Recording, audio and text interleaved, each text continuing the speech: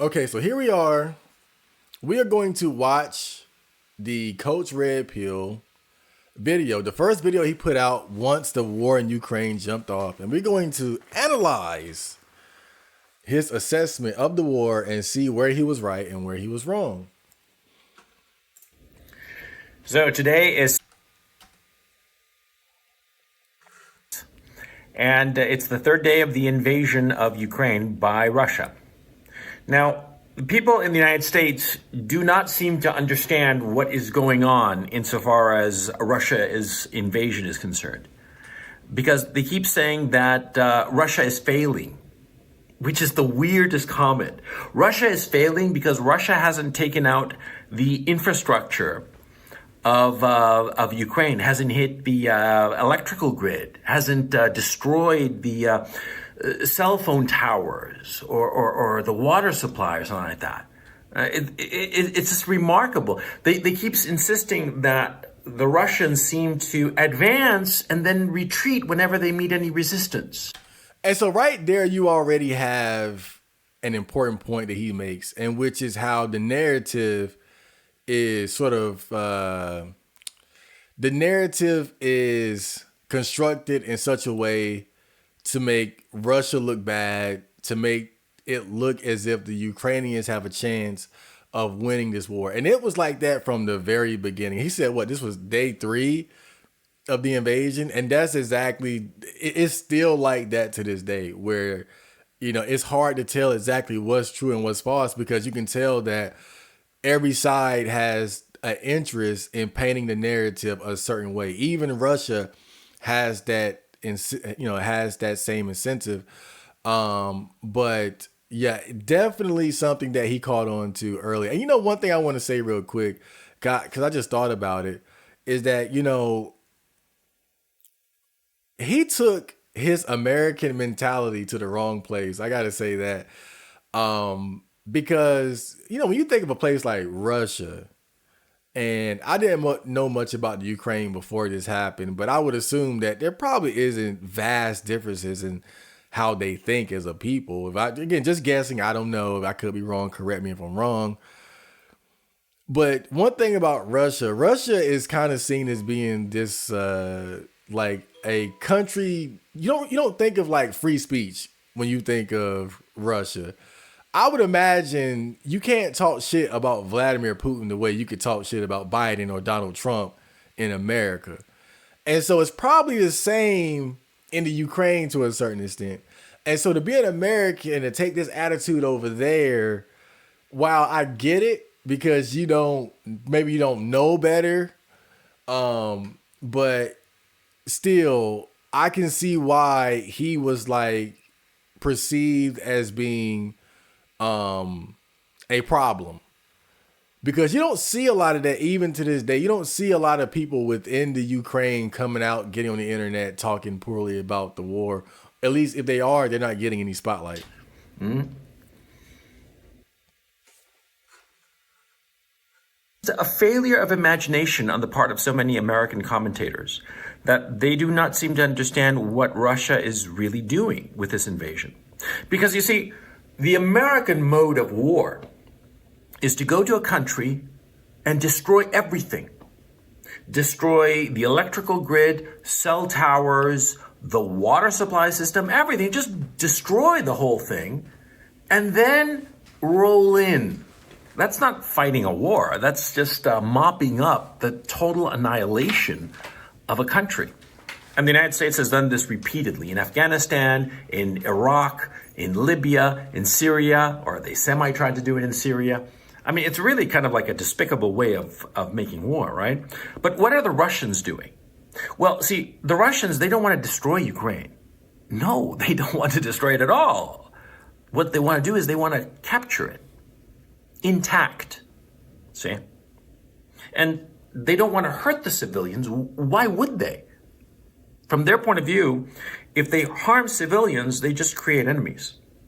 And so they want to capture Ukraine, change the political leadership of Ukraine, and install a political leadership that is sympathetic to Russia's security needs. And see, this is so much in line with everything that we're learning now. When you look at the Vladimir Putin interview, it's hard to not be able to see how it all sort of lines up with what he's saying now. And again, he's saying this before the Putin interview, and this is back when it all started. We all have the advantage of having these new updates, but he was already privy to what was going on. And when you look at what Vladimir Putin is talking about, what was his biggest issue with Ukraine? It wasn't like, oh, I hate how I got to kill all the Ukrainians. It was obviously in connection with the Ukraine wanting to be a sovereign state and aligning itself with NATO and the West.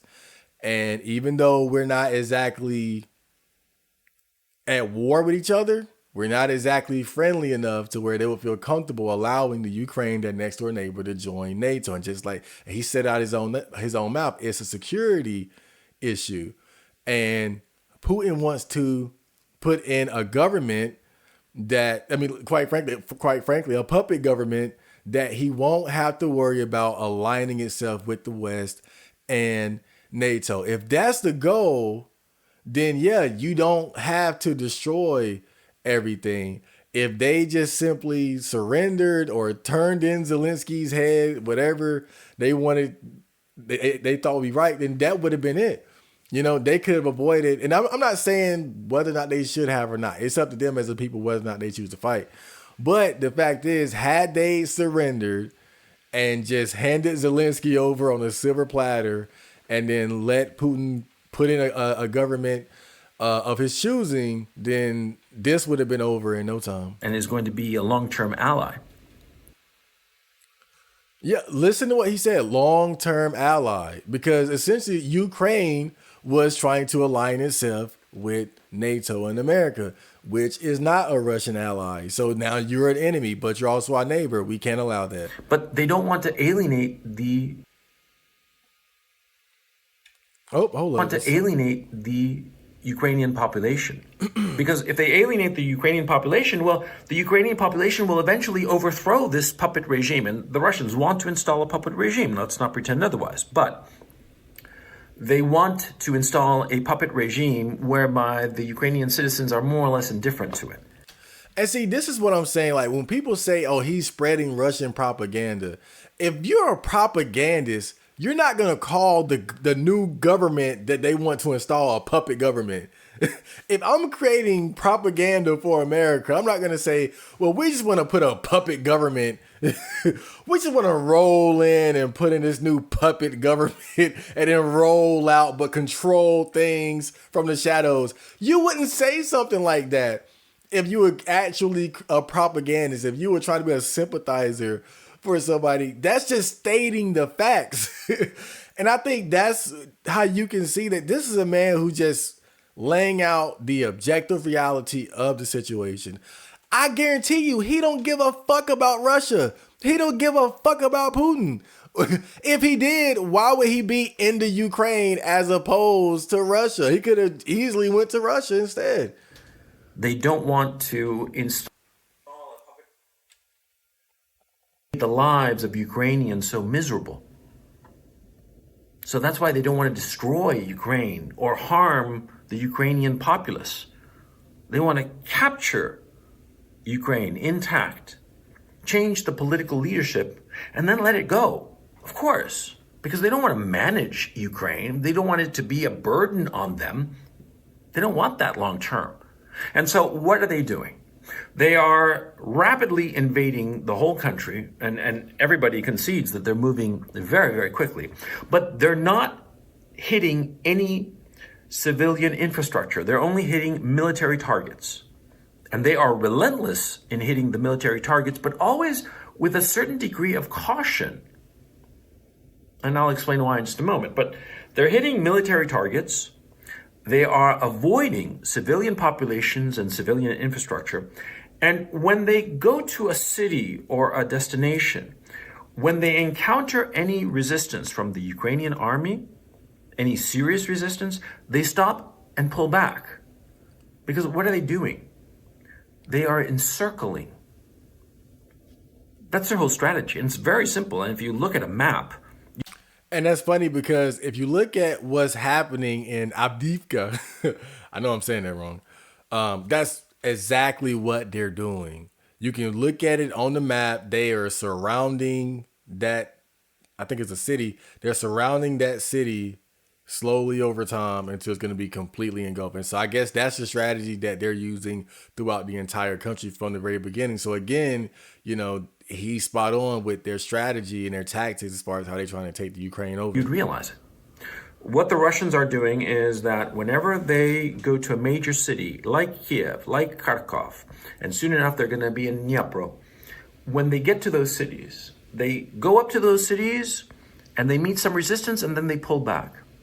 And they allow their forces to start to surround it. And that's the strategy they're employing in Kiev.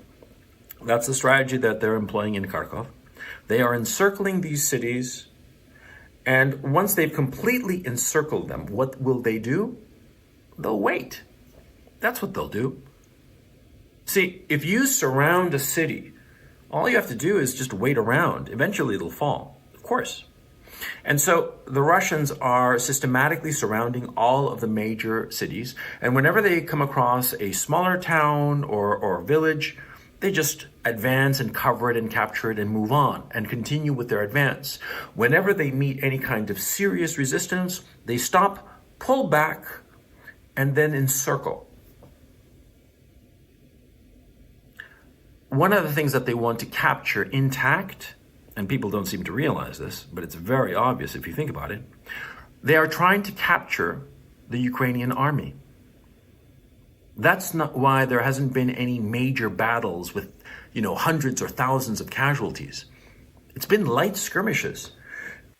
And see, right here, this is where, over time, his prediction here went way wrong. And I think that this could be... Oh, hold up.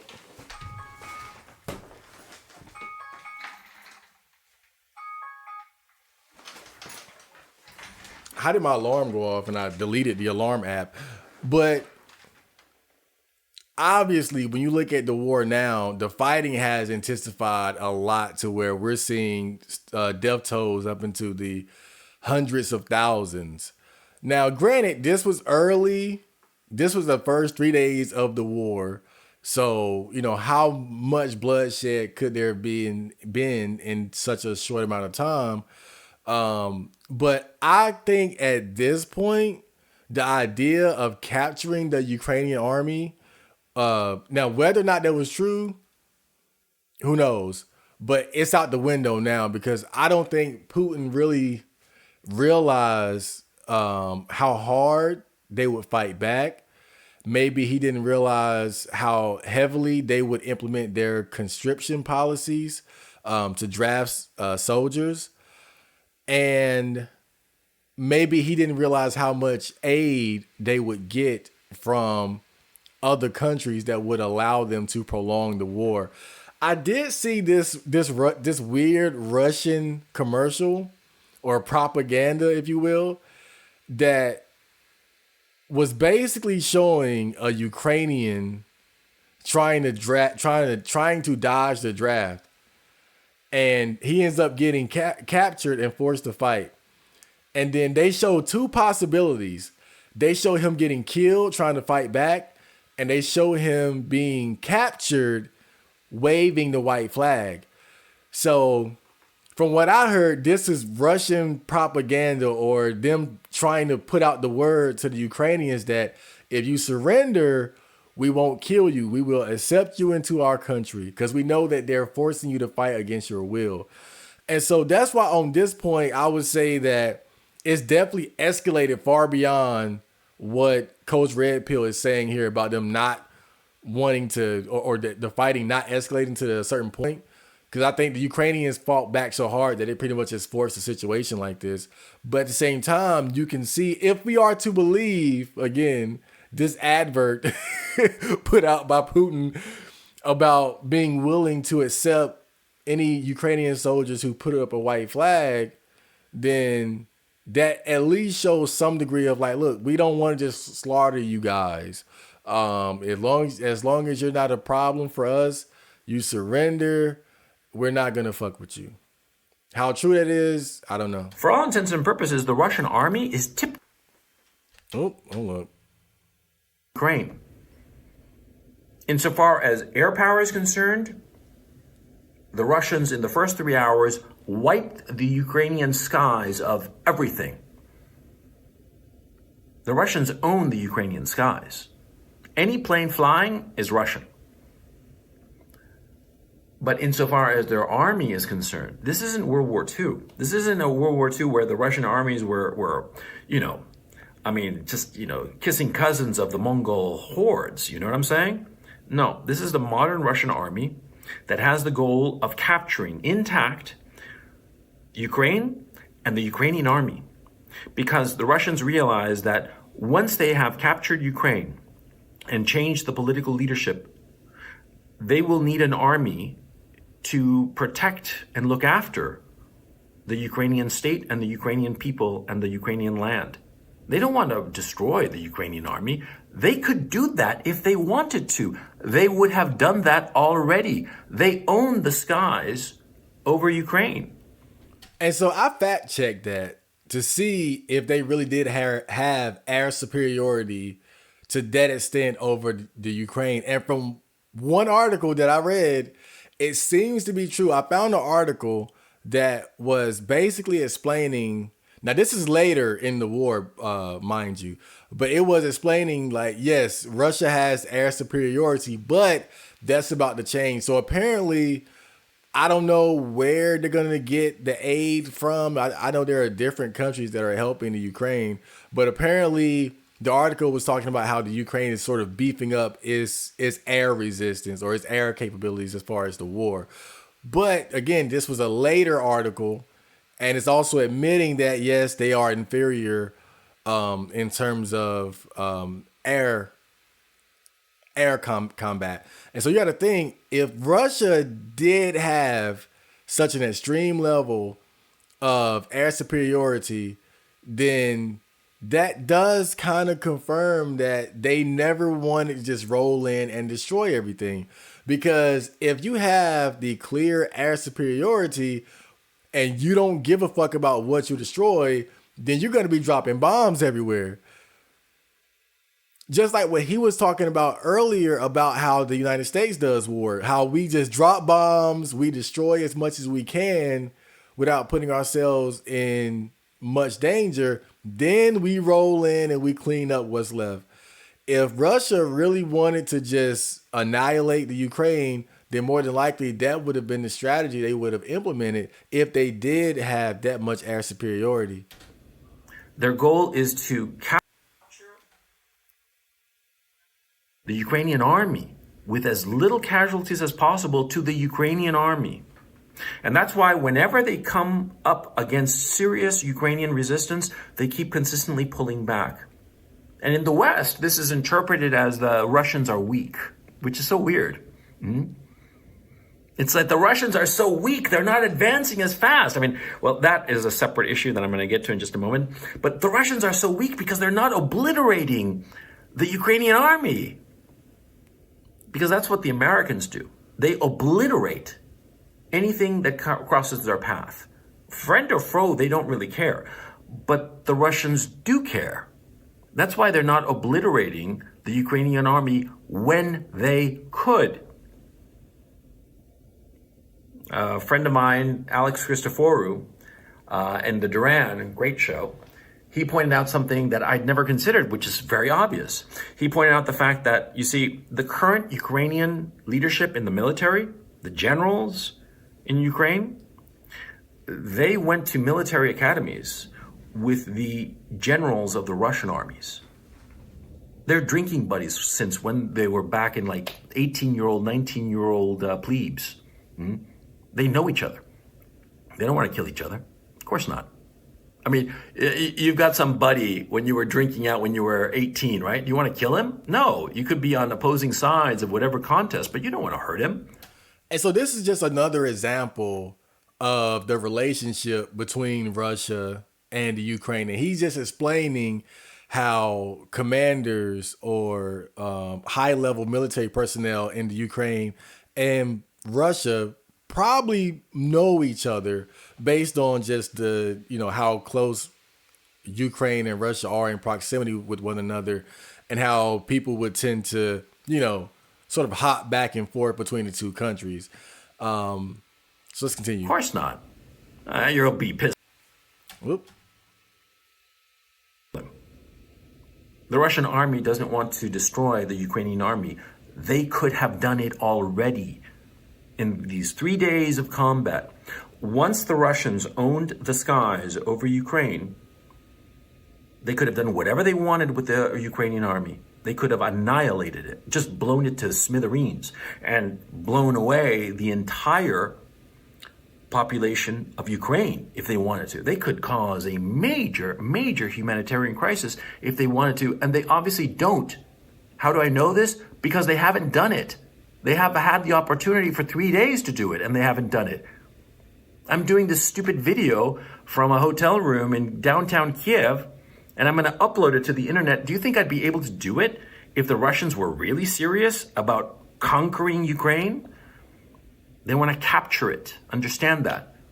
And understand that you in the West, you are being goaded into thinking that Putin and the Russians are like evil antichrist. You don't understand why the Russians are invading. And your political leadership, Boris Johnson, Joe Biden, all these people, they don't want you to understand. Of course not. They want you to just demonize, just to take the easy way out. They want you to imagine that this is a Marvel comic book movie and that, there are white hats and black hats, good guys and bad guys. Yeah, we got to kill the bad guys because we're the good guys. Yeah. And oh God, that's perfect. Perfect explanation of one of the biggest problems that we have. And I think really, not just us in America, but I think that's the tendency that most countries tend to have. When you have an elite few that dictate whether or not we go to war, how do you convince the millions and the masses to go along with it? How do you convince people to sign up and risk their life for a cause?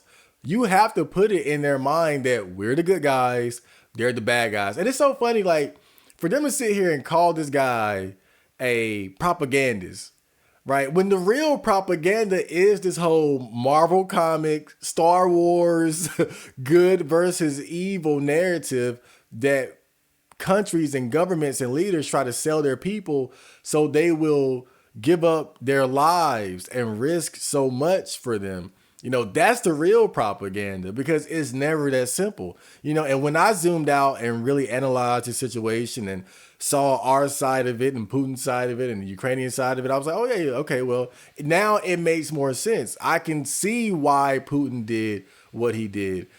I wish it didn't come to this, but I think the reality is that the first move, well, not even the first, but the real trigger to all this was the Ukraine trying to align itself with the West to the degree that made Russia feel uncomfortable with its own security. And then you got to ask yourself, is that alliance worth the death toll that we're looking at now on both sides? Is it worth the taxpayers' money from America and these other countries being spent on this war?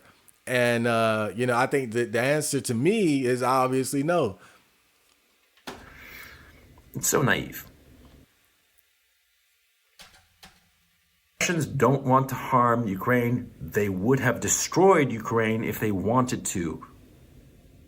But they don't. They want to capture it in one piece.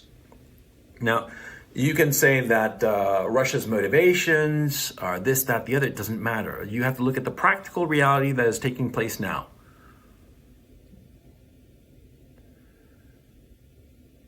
What really bothers me, and perhaps this isn't a wise thing for me to say while I'm still in Ukraine under the Zelensky regime. Oh man, that's an understatement. What really bothers me is that the Zelensky regime has no trouble causing a humanitarian crisis. In fact, they welcome a humanitarian crisis. They would love to see dead Ukrainians. And I know this for a fact. And do you know how I know this for a fact? Because the Zelensky government has been handing out AK-47s willy-nilly to the civilian population. As I understand it, they've already handed out 10,000 AK-47s and munitions to match. Now, you see, if you've never had any kind of military experience, you, with a weapon like that, you can become extremely dangerous to all the people around you and to yourself. It takes training to operate a firearm. You have to know what you're doing. It's not a casual thing, okay? It's not like in the movies. It's very, very dangerous, and you can harm yourself before you harm anybody else, and the harm you can cause to others is, it's incalculable, and you can't take it back. Now, the Zelensky regime is handing out these weapons, teaching people how to use Molotov cocktails, how to make Molotov cocktails and use them themselves. They want to foment the people to fight the war against the Russians. And the thing is, see, the Russians have professional soldiers.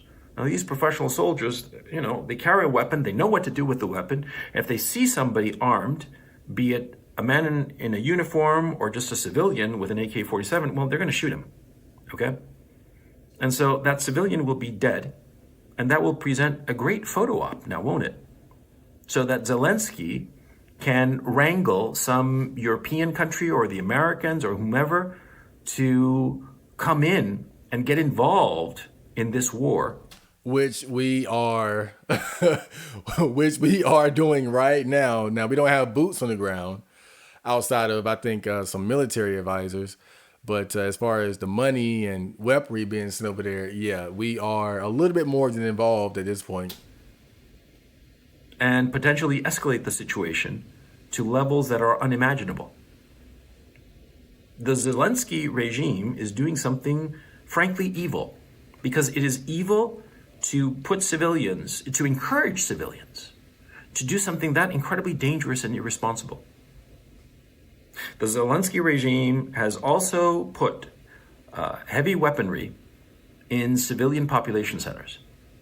Now, these heavy weapons, howitzers and whatnot, they're dangerous. And so the Russian army has every right and obligation to destroy such heavy weapons. But of course, when trying to destroy such weapons, it's inevitable that you're not going to quite hit the weapons when you try to aim for them. You're going to hit around the weapons. And therefore, if these weapons are in the middle of apartment complexes, you're going to have Russians shelling apartment complexes, killing innocent civilians. The Zelensky regime is putting these weapons in the middle of populated areas precisely because they want to have this happen. And I'll tell you something else that the Zelensky regime is doing. They are forcibly conscripting men between the ages of 18 and 60. They are not allowing them to leave the country, and if they try to leave the country, they are arrested and forcibly conscripted. That is, forcibly put into the Ukrainian army. And we all know that's true. There are countless videos that have come out where you see young guys. I saw one where the guy was fighting back. I think he body slammed the guy trying to kidnap him, and then he ran away. But yeah, you see there are some fucked up videos where you see these guys being forced in the cars and driven away. Like I said earlier, there was the one video where the whole village of people attacked the press gang or the people trying to forcibly conscript them. And, that's why I have to agree. I have to agree with Coach Redfield here, because at the end of the day, what are you doing? You're forcing people to fight in a war, to fight and die in a war that cannot be won. You're basically using these young, let's call it what it is. You're using these young men as a meat shield so that you can continue the war for your own personal reasons while you get all this money, and a lot of this money, which is now confirmed to have been, stolen and not used for the proper purposes. What do we really know about this man, Zelensky? What do we know about his character? And, it's so easy to try to stand up and look a certain way for photos and magazines and shit like that. But, what's the reality of this person and his government? And Me personally, I'm against conscription. I'm against the draft. Now I can understand the desire to want to fight for your country and how you would feel about the other men around you not wanting to fight when you're willing to fight. But I think what we have to ask ourselves as men is, what happens when the people above us, when the government, when the people in charge get us involved in a war that is not just? What happens when they get us involved in a war that could have been easily avoided? Is conscription, is the draft right then? And I always think back to Muhammad Ali and how he resisted the draft in Vietnam, a war which now we all see, or most of us see, as being unjust and a war that we should have never got involved in.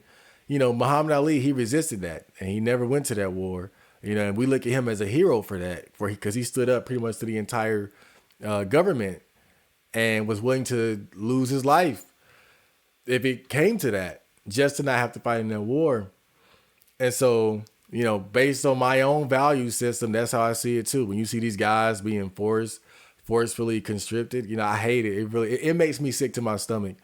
And it's the fact that our government, and again, this is what I'm saying, like they sit here and they say, oh, this guy, oh, he's spreading the propaganda. He's wrong. And what's wrong with him? When have you ever heard anybody in our country, any government official, Biden and his administration, when have you heard them speak once about the conscription policies in the Ukraine? When have you heard them talk any at all about these videos that have come out about young men being kidnapped and forced to fight against their will? What has been said at all from our government about these mentally handicapped retards being put on the front line to fight in this war? I haven't heard a peep. So again, who's the one spreading the propaganda? Is it Coach Red Pill? Is it Putin? Is it America? Is it all of us? What I hear from Coach Red Pill is the objective facts of what's going on. And when I look at our government, I don't see that. I see a narrative. I don't see a laying out of all the facts, because when you lay out all the facts, that's when people might not come to the conclusion and develop the opinion that you need them to in order to support you. Let's continue. Now, what has happened in the ages of 18 and 60 is running away from the cities. That's why there are so many refugees. It's not that they're seriously thinking that the Russians are going to shell and destroy their apartments or their homes or whatnot. They're afraid of getting arrested and forcibly conscripted. The women and the young children and old men are having to hide these men who are between the ages of 18 and 60. And by the way, this isn't something that I heard. People that I know personally, people that I do business with, I know them. I've gone drinking with them, eating with them, doing deals with them. They've had to leave Kiev for fear of being forcibly pressed into the Ukrainian army. The press gang. Middle-aged men, farts like me, who are out of shape. We're real good at some business deal, but crappy at carrying a backpack and a weapon, with no experience whatsoever in such activity. And the Ukrainian government, the Zelensky regime, is doing this. I love that word, regime. And why do you think they're doing it? Well, first of all, you don't forcibly conscript men into your army if you think that you're winning. Now, do you? Of course not. Number one. And you notice one thing about a lot of the recent wars that we've had in America, or our involvements in wars in the Middle East and whatnot, we haven't had a draft since Vietnam. We haven't had a draft since then. I think the main reason why we had a draft in Vietnam is because, quite frankly, they failed to build up the amount of desire and motivation for men to go to war like they did in, the previous world wars, like World War II. Like, I'm sure in World War II, men were probably ready to sign up. I think it was a completely different environment, and I think the reason why, when we think of World War II, like, you really think about it, we don't think of the draft in those wars. We always think of the draft when it comes to Vietnam. Every war before that might have had a draft, we don't think about it. We always think about the Vietnam draft because it was the war that we really didn't want to fight. And when you look at this war and when you look at all the videos coming out of people running away and trying to get away from these press gangs and these military people trying to force them into the army, it shows you that a lot of these guys do not want to fight. Number two,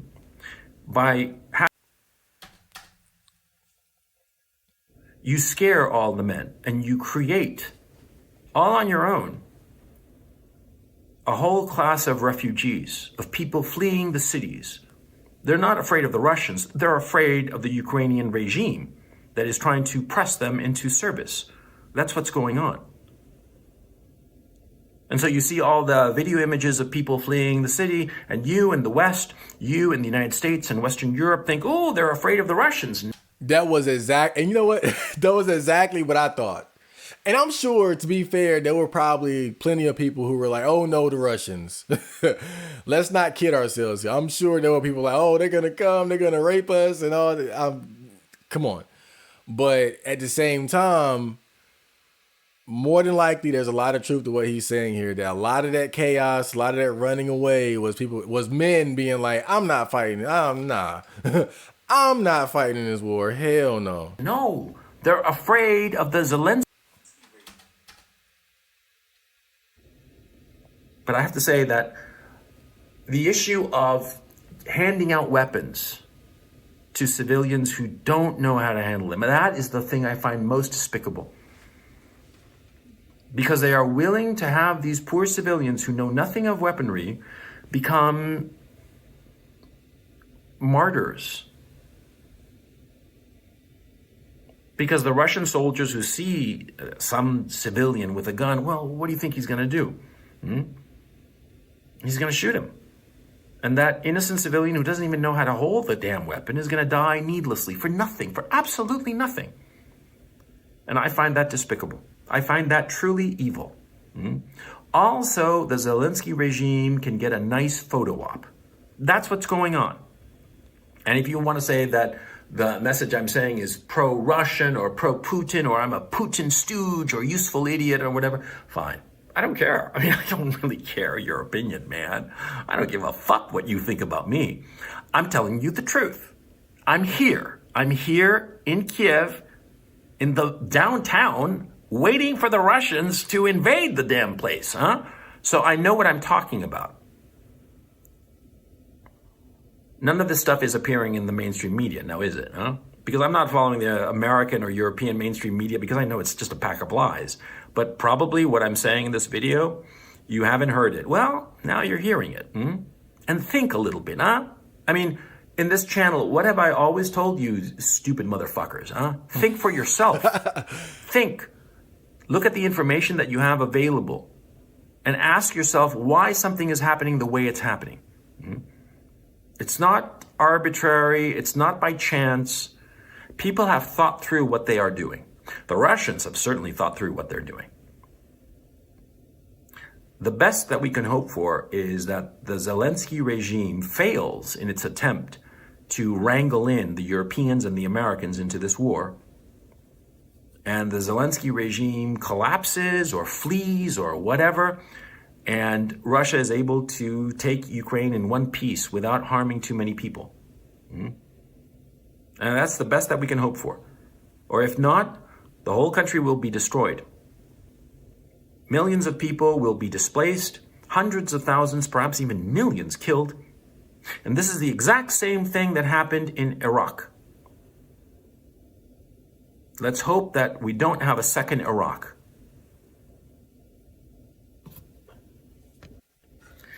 So today is... Wow. So that was the video. That was the infamous Coach Red Pill video. You know, I think that last part that he said about thinking for yourself, take the information and, you know, think for yourself, come to your own conclusion. I think that's really always what he stood for. And I think that's what the Red Pill community stands for. The Manosphere stands for. It's just thinking outside the box and coming to your own conclusion.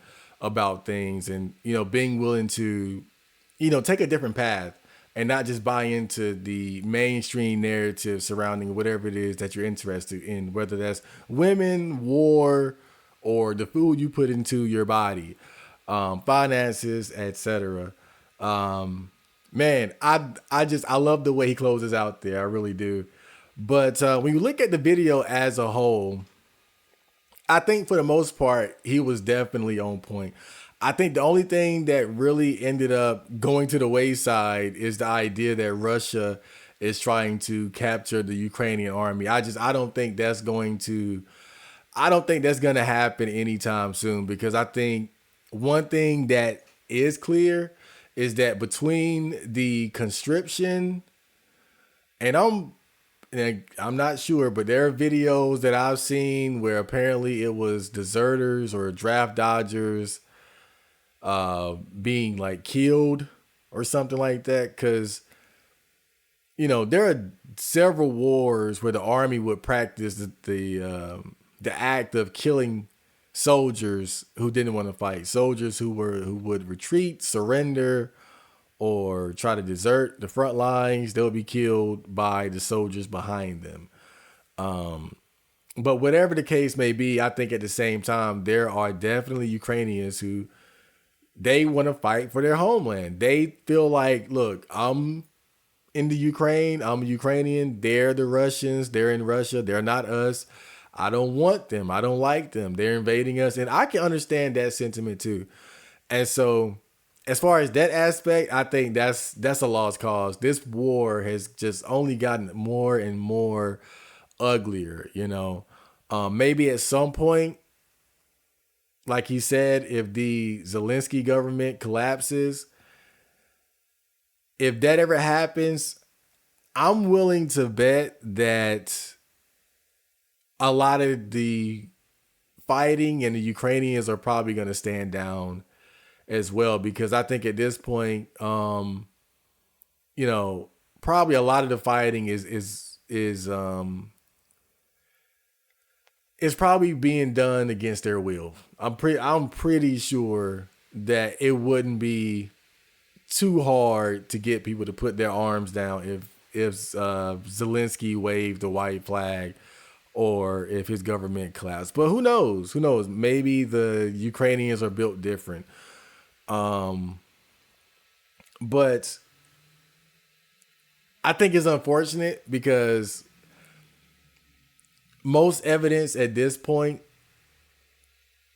points in the direction that Coach Red Pill is dead.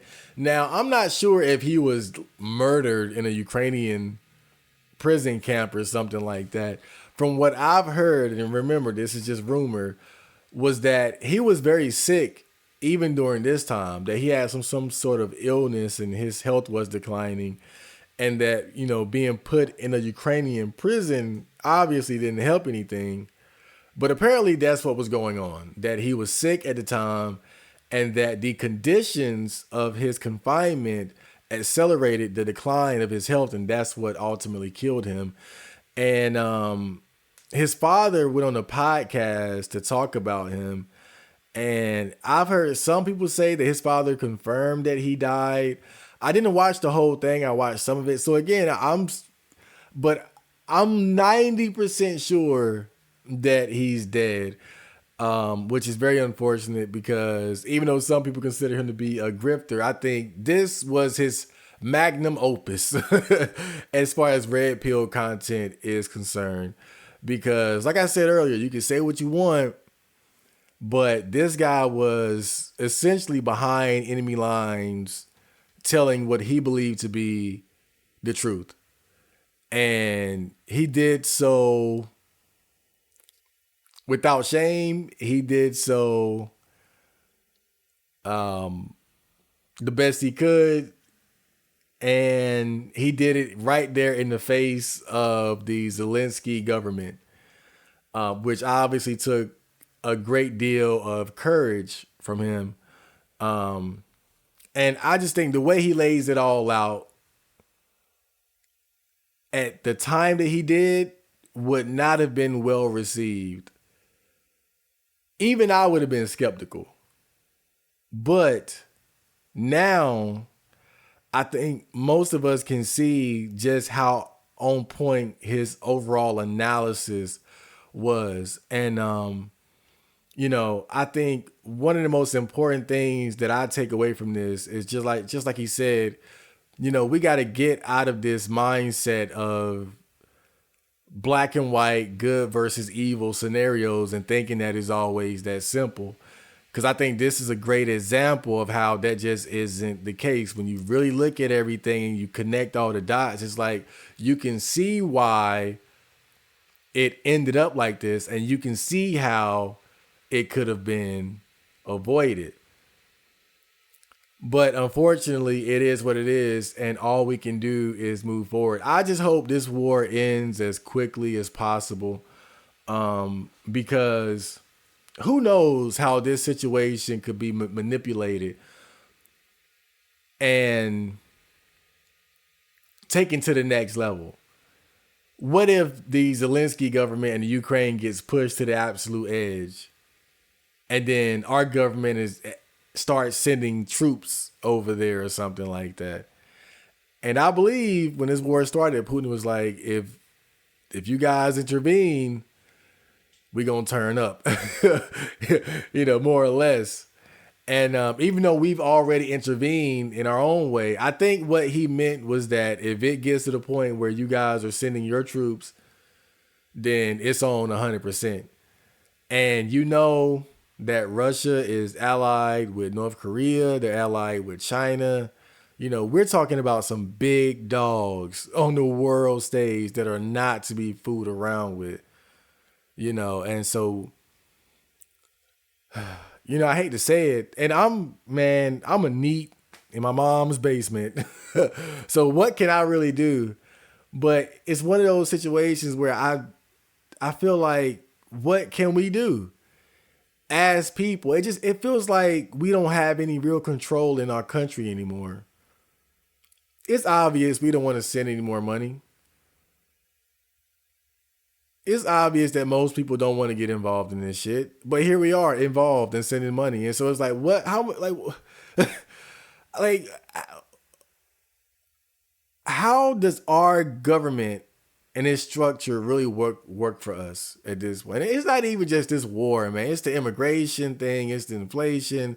Like, there's so many things going on, and it's just like, even though it's obvious that we don't want to deal with it, we don't have any real control.